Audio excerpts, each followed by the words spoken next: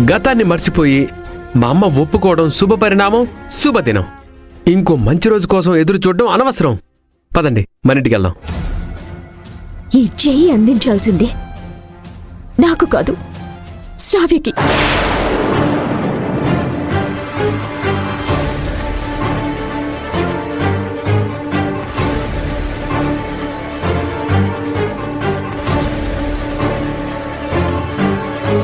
శ్రావ్య పెళ్లి నేను దగ్గరుండి జరిపిస్తాను జ్యోతి గారు.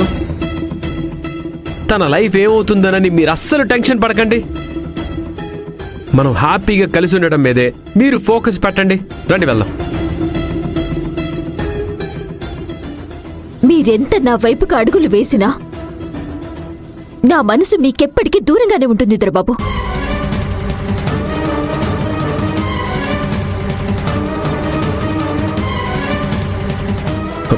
మా అమ్మ ఒప్పుకున్నా కూడా మీరెందుకు జ్యోతి గారు ఇలా మాట్లాడుతున్నారు? మీ అమ్మగారు ఒప్పుకుంటే నాకేంటి దొరబాబు?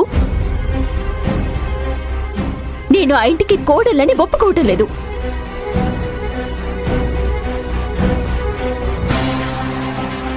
మీ ఇంటికి కోడలు ఎప్పటికైనా శ్రావ్యనా?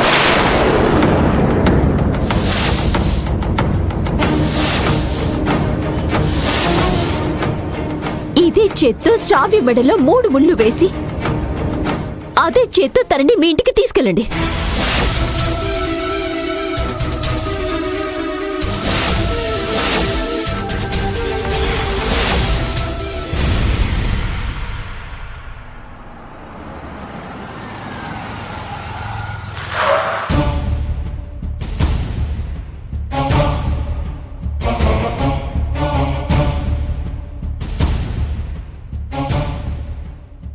ప్రస్తుతానికి పెళ్లి వాయిదా వేద్దామని చెప్తే శ్రావ్యతో సహా అందరూ ఎలా రియాక్ట్ అవుతారో ఏంటో, కానీ తప్పదు, ఎలాగైనా ఒప్పించాలి.